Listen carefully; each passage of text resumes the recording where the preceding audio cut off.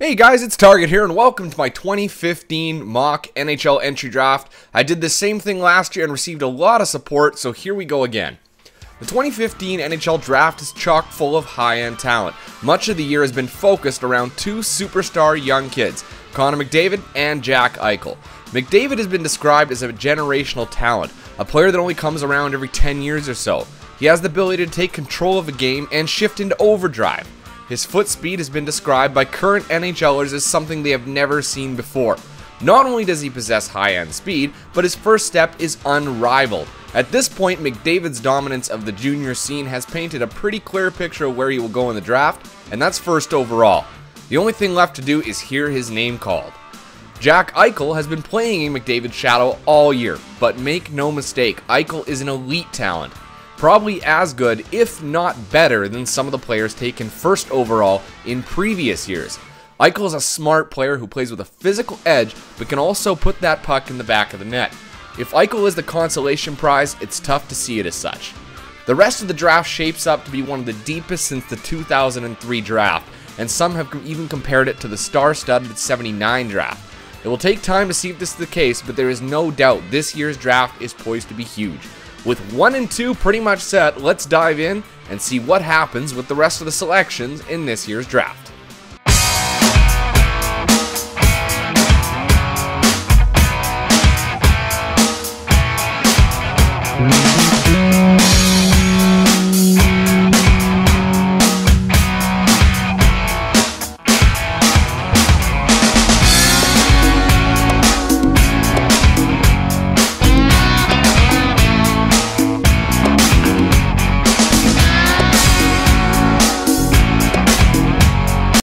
The Edmonton Oilers will select first overall for the 4th time in 6 years, an unbelievable feat that no other team in history has had the benefit of experiencing.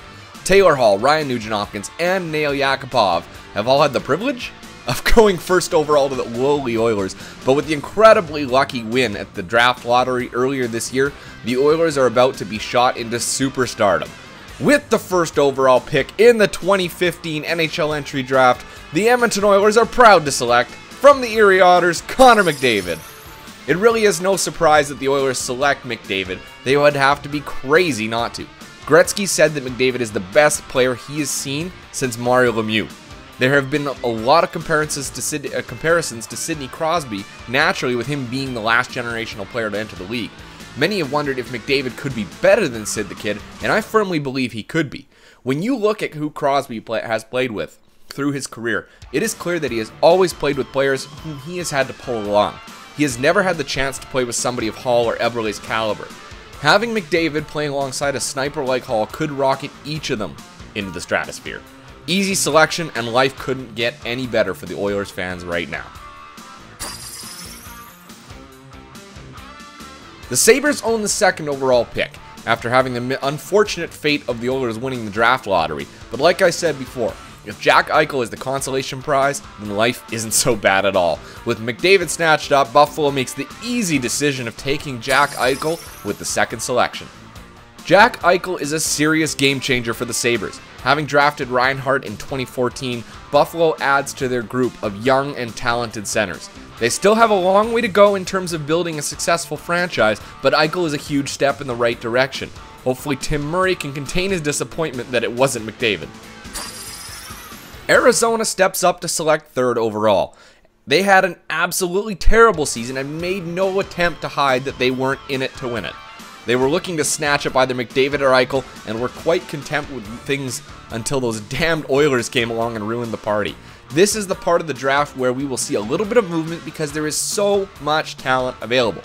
Arizona currently have Domi and Samuelson in the fold as top-end talents, but teams can never have enough centers. Having said that, I feel that with the third overall selection, they're going to take Noah Hanifin from Boston. Hanifin is one of those defensemen who does a little bit of everything: offense, defense, physicality. A team like Arizona that prides itself in a defensive game will gobble this guy up in a heartbeat.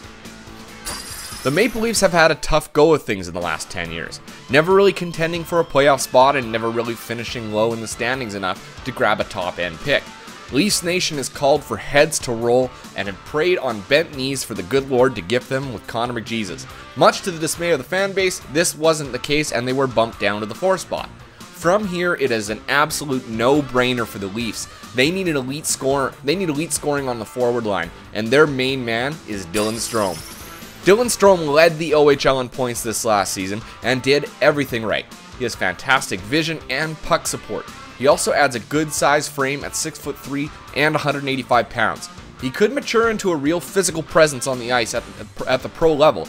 There is the chance that Strome is snatched up by Arizona before Toronto can get their hands on him, but I feel like the hockey gods will finally be kind to the Leafs and gift them a real game changer. Oh, the Carolina Hurricanes. This team has had glimpses of brilliance yet find themselves in the realm of mediocrity year after year. They have placed a lot of pressure on the Stalls and Skinner to perform, but it has been a lot for them to carry. With the fallout of Cam Ward as well, the Canes could really use help at almost every position. With a ton of top prospects still to be selected, Carolina really have their pick of the litter. I feel with the 5th overall selection, the Hurricanes will select the most offensively gifted player left on the board, Mitch Marner of the London Knights.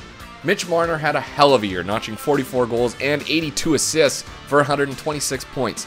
The guy is a born sniper and will make the Hurricanes that much better in a few years. He's a little small in size, but that's what everyone said about St. Louis, and we all know how that worked out. Marner also has the benefit of being versatile in his position, playing both center and right wing. Let's take a quick look at the selections so far. We have Connor McDavid going 1st overall to those lucky sons of guns, the Edmonton Oilers. Number 2 is held by Buffalo, and they grabbed Jack Eichel. Arizona took Noah Hanifin at number 3, and Toronto was lucky enough to have Dylan Strome fall to the 4th spot. Finally, Carolina snatched up undersized Mitch Marner with the 5th selection. But let's move on. The Devils have never really recovered from losing Ilya Kovalchuk. He left a massive hole in their roster that has never been filled, and since then have been looking for someone to be their go-to guy. They don't really possess any top-end talent prospects whatsoever, and so they can't really go wrong here with a forward selection. I believe they'll take the best player available at this point and select Lawson Crouse of the Kingston Frontenacs, 6th overall. Lawson Crouse has described himself as a more skilled Milan Lucic. If he can bring the same elements that Lucic does with that added bonus of an offensive push, then New Jersey may walk away with a real steal here at 6. He could automatically become their best prospect in some pretty bare cupboards. The Flyers saw some players really come to the forefront this year. Claude Giroux was superb once again, but it was Jakub Voracek that stole the show. The young guy really put on a performance this year that really had Philly fans hopeful of a playoff appearance. Unfortunately, they will have to wait for another year. But they really aren't all that far off. Ron Hextall's team has always had problems with the defense. They have tried to acquire players through trade and offer sheets to no avail. With the 7th pick, the Philadelphia Flyers select defenseman Ivan Provorov. Ivan Provorov and Noah Hanifin have been interchangeable all year in terms of their ranking on the Scouts defenseman list. Some have Hanifin ranked as 1 and some have Provorov as 1. It all depends on what you value in your player. Provorov is a heavy player with a heavy shot, standing 6'1" but already weighing over 200 pounds. He's a fantastic shutdown D-man who can score as well. He put up 61 points this year in Brandon and an additional 13 points in 19 playoff games. Philly finally gets their top pairing D-man of the future. Columbus had a tough year this past season, and they were plagued by injuries. They also lack any real prospects in their arsenal. I believe that they'll take center Pavel Zacha at number 8.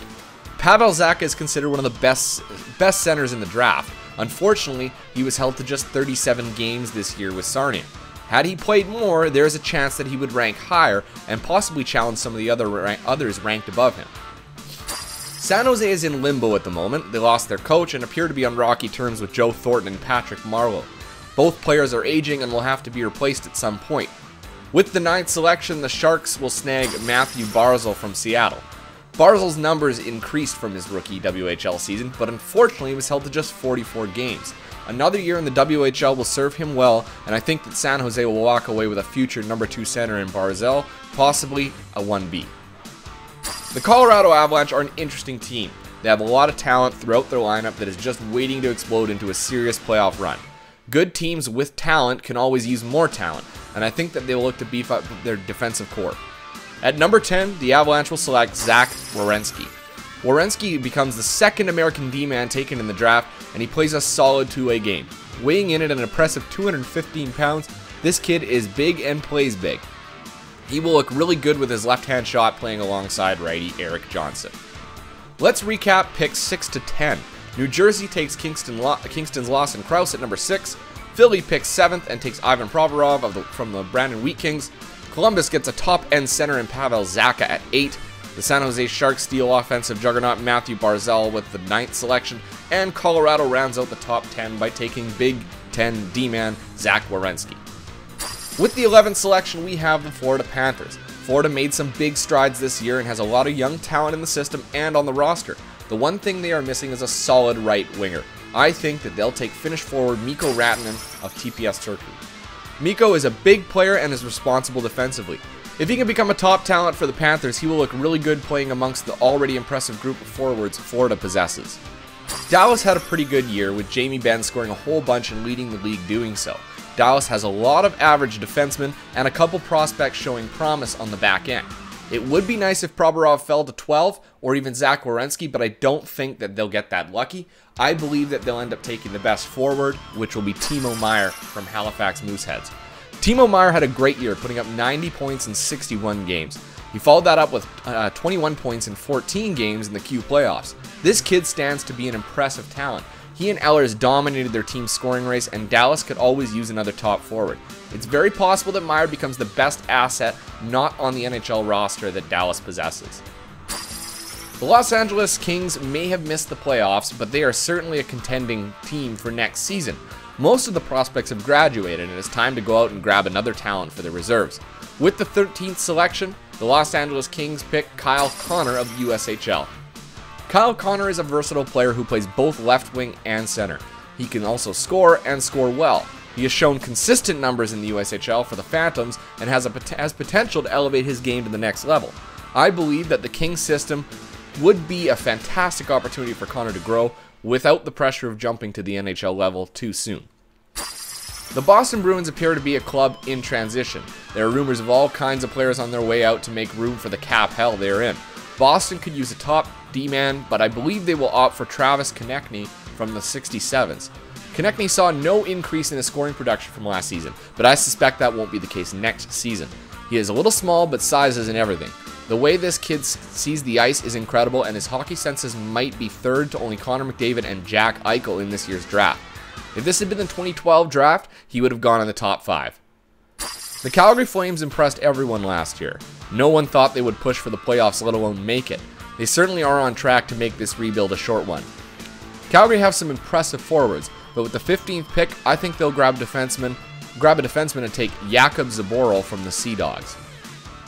Zboril isn't a flashy player by any stretch of the imagination, but he gets the job done. It is hard to say if he'll pan out to be a top pairing D-man, but his skill set will definitely allow him to be a top 4 at the NHL level at some point.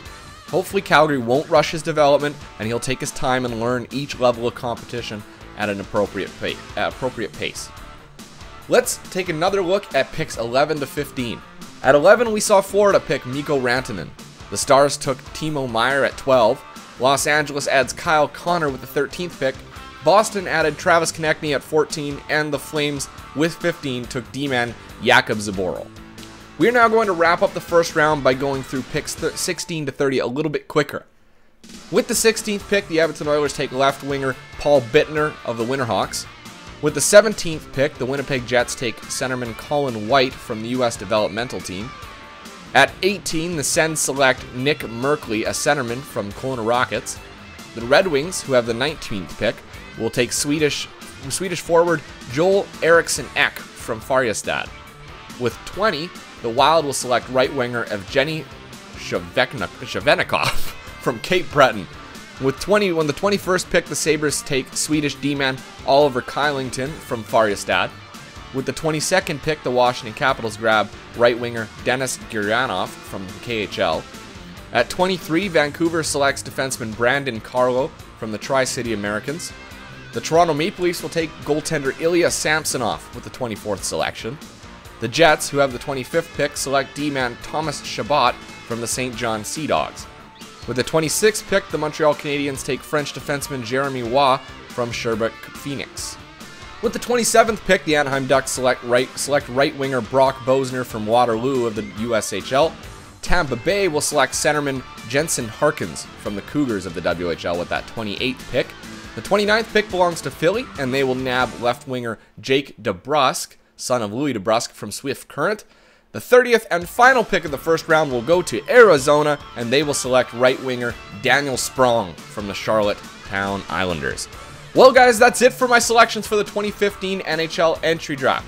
Let me know down in the comments section below what you think of my choices. Was I spot on, way off base, hit and miss? Let me know. Remember to tune in Friday, June 26th to watch the Oilers select Connor McDavid with the first overall pick and become the greatest team ever assembled, while also becoming the most hated team of all time.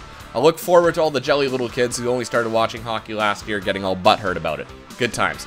Anyway, guys, don't forget to subscribe, like the video if you enjoyed it, tell your friends. Thanks for watching, everyone. Until next time, I'm Target Audience, and I'll catch you guys out on the ice.